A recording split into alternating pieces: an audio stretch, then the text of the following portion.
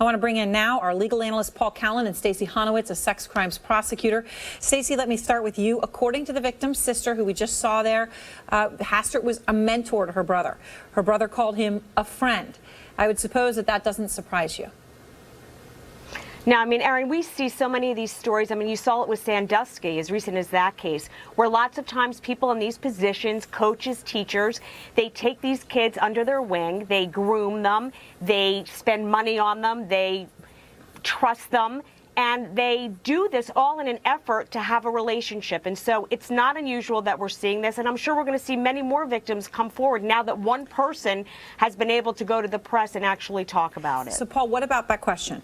In these cases where there is one, are there almost always many? I mean, in the Sandusky case, of course, it went from one to a whole slew of boys. I was talking today to the head sex crimes prosecutor in San Diego, Wendy Murphy, who was telling me that almost always, many more come out of the woodwork when the first one has the courage to come forward, because you have to understand these are children who are afraid they're going to be humiliated, and who would believe them? But when one person has the courage to come forward, or as in this case, when authorities, have revealed this plot, frequently many more victims do come forward. But then some people will say, well, is some of this opportunistic? I mean, are people, which I mean is an awful thing to say, but yet you must ask the question. I mean, how can it be proved this many years later? Well, it is why we have statutes of limitation in the prosecution of criminal cases, because fairness requires that a defendant be able to defend himself and find out, when was I supposed to do this, because maybe I wasn't even in the building at the time.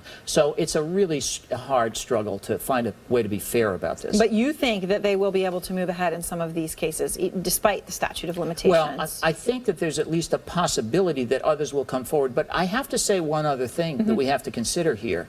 It may very well be that many of his adult relationships, if he's had multiple relationships, have been with other adults. How do we know? We haven't had a diagnosis that he's a pedophile. So until we're certain of that, maybe the other victims, they were consensual relationships. So Stacey, let me ask you on that point, the pedophilia point that Paul's raising. We don't know the age of all of these accusers at this point. We do know one of them's a teenage boy.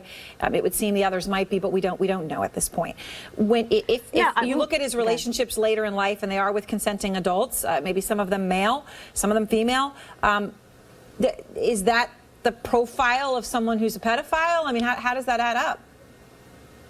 No, you will never be able to have a profile of a pedophile, because as you can see, they're in any walk of life. They're teachers, they're priests, they're rabbis. Anybody can be charged with this type of behavior. So we don't know. But if we have young victims who were in his range at that time and more come forward, then we know that he is attracted to younger people, and he can still be attracted to adults. So you're never going to say because he had adult relationships, he never is capable of committing a sex crime against... Yeah, absolutely. So, Stacey, what do you make of the sister we just heard there of one of the alleged victims talking about her brother? She went to ABC in 2006. They didn't have anything to corroborate her claims at that time, so they didn't put them in the public eye. She said Hastert showed up at her brother's funeral, which was years after the alleged abuse would have happened, which is an interesting thing in and of itself. Let me play again what she said. I just looked at him and I said, I want to know why you did what you did to my brother. He just stood there and stared at me, and then I just continued to say, I want you to know that your secret didn't die in there with my brother, and I want you to remember that I'm out here and that I know. So, Stacey, if he went to the funeral of someone that he abused, if these allegations are true, years after the abuse, so the person had, been a teenager, this person would have been a teenager at the time of the abuse, is an adult, what does that say? Well, listen, anybody that prosecutes these cases, and I've been doing it for so many years, you know that these guys are master manipulators, and they're narcissists. They really think that they're above the law.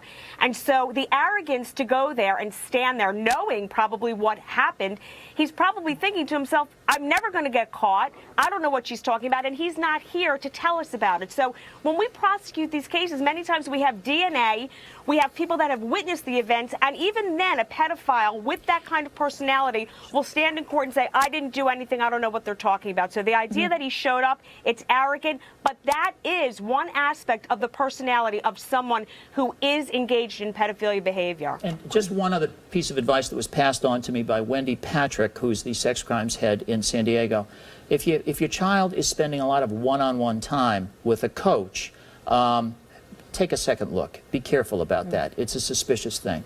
All right, I appreciate very much both. Okay. Thanks.